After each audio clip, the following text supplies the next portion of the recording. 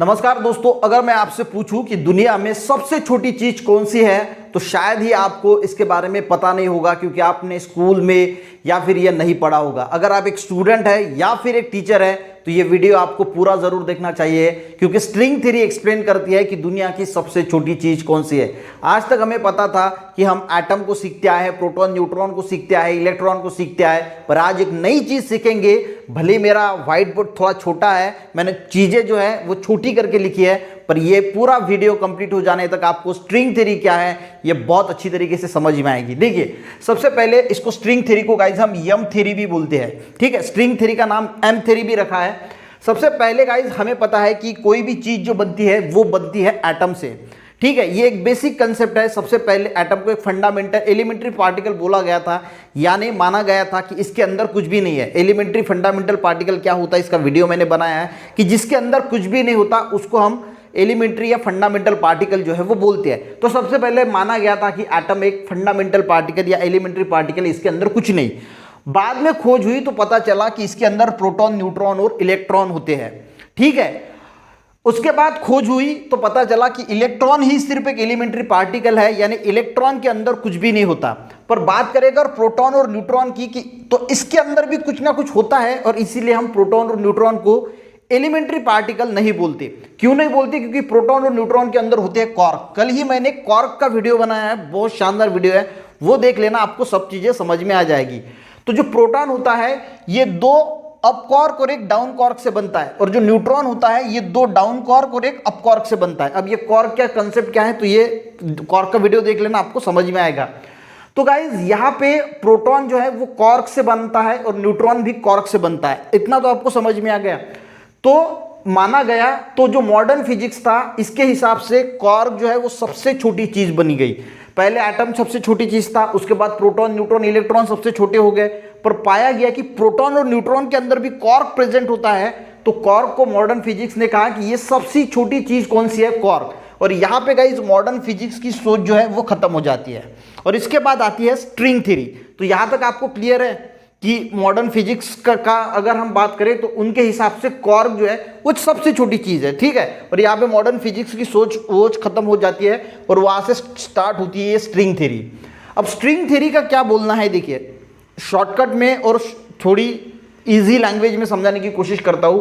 तो string theory का कहना है कि ये जो क्वार्क होता है ये सबसे लास्ट वाला कंपोनेंट नहीं है, यानी सबसे लास्ट वाला नहीं है, इसके अंदर भी कुछ ना कुछ होता है। तो क्या होता है यही एक्सप्लेन करती है स्ट्रिंग थ्योरी। अब स्ट्रिंग थ्योरी के अनुसार इस क्वार्क के अंदर एक एनर्जी मौजूद होती है, ठीक है। इसके अंदर एक एनर्जी मौजूद होती है जो हमेशा वाइब्रेट करती रहती है, यानी वो हमेशा जो है वो वाइब्रेट करती है। अब वो वाइब्रेट कैसी करती है वो भी देखिए, और वाइब्रेशन की वजह से ही स्ट्रिंग की तरह दिखती है। स्ट्रिंग की तरह दिखती है का मतलब क्या होता है, अगर आपने अगरबत्ती ली, एक अगरबत्ती, और उसका जो धुआं जो निकलता है ना वो इस कुछ ऐसा ऐसा निकलता है। कभी कभी आपने देखा होगा कि वो ऐसे ऐसे राउंड शेप में निकलता है, या स्ट्रिंग ऐसा ऐसा सीधा सीधा निकलता है, तो वैसी वो एनर्जी दिखती है। सबसे पहले देखिए क्या है कि ये क्वार्क है। क्वार्क के अंदर भी स्ट्रिंग थ्योरी क्या बोलती है कि क्वार्क के अंदर भी एक एनर्जी मौजूद होती है जो हमेशा वाइब्रेट करती रहती है, यानी वाइब्रेशन, उसमें उस एनर्जी में वाइब्रेशन होता रहता है। और उस वाइब्रेशन की वजह से, और वो जो एनर्जी वाइब्रेट करती है उस वाइब्रेशन की वजह से स्ट्रिंग, यानी स्ट्रिंग का मतलब है कि ऐसा एक पिक्चर, इस प्रकार का ऐसा एक पिक्चर या ऐसा एक पिक्चर, मैंने जब ऐसे अभी बताया कि जैसे अगरबत्ती जलाते हैं तो जैसे धुआं निकलता है ना, उस तरह के वाइब्रेशन को हम स्ट्रिंग बोलेंगे। उस तरह की जो इमेजेस होती है उसको बोला जाएगा स्ट्रिंग। तो वो जो एनर्जी वाइब्रेट करती है हमेशा, तो उस वाइब्रेशन की वजह से ऐसी इमेजेस जो है, ऐसी एनर्जी वाइब्रेशन की वजह से वो स्ट्रिंग निकलती है। अब ये जो स्ट्रिंग निकलती है, देखिए अब यहां तक समझ में आ गया कि क्वार्क है, क्वार्क के अंदर एक एनर्जी मौजूद है जो कंटिन्यू वाइब्रेट हो रही है, और उस वाइब्रेशन की वजह से स्ट्रिंग यानी ऐसी इमेजेस निकल रही है जो अगरबत्ती से निकलती है, वैसी इमेजेस जो है वो निकल रही है। अब देखिए आगे क्या होता है, ये एनर्जी अलग अलग पैटर्न में, अलग अलग फ्रीक्वेंसी में जो है वो वाइब्रेट करती है। यानी देखिए ये जो एनर्जी है, ये वाइब्रेशन तो इसका हो रहा है, पर इसकी जो फ्रीक्वेंसी है वाइब्रेशन की वो हर पार्टिकल्स में अलग अलग वाइब्रेट करती है। यहीं पे समझिए, देखिए ये एनर्जी, यहाँ पे कंसेप्ट को समझिए। अब एनर्जी है अंदर, वो वाइब्रेट कर रही है और उस वाइब्रेशन की वजह से स्ट्रिंग निकल रही है। पर ये जो एनर्जी वाइब्रेट कर रही है, इसका जो पैटर्न होता है वाइब्रेशन का, वो अलग अलग पार्टिकल्स में अलग अलग होता है, यानी हर पार्टिकल्स में सेम नहीं होता। वो जो वाइब्रेशन उसका हो रहा है वो हर पार्टिकल्स में अलग होता है। यानी देखिए, यानी अलग अलग प्रकार की फ्रीक्वेंसी में वो वाइब्रेट होती है। मान के चलो कि एक पत्थर है और एक इंसान है, तो आपने कभी सोचा है कि ब्रह्मांड में पत्थर पत्थर क्यों है, पेड़ पेड़ क्यों है, इंसान इंसान क्यों है, लोहा लोहा क्यों है? क्योंकि उसमें जो ये स्ट्रिंग एनर्जी है या फिर ये जो कॉर्क के अंदर एनर्जी है, ये देखिए अब ये पत्थर है ना, तो ये जो स्ट्रिंग है ये जो पत्थर में अलग तरीके से वाइब्रेट कर रही होगी, यानी इसकी जो फ्रीक्वेंसी होगी वाइब्रेट करने की इस पत्थर में वो अलग तरीके से होगी और इसीलिए वो पत्थर बना।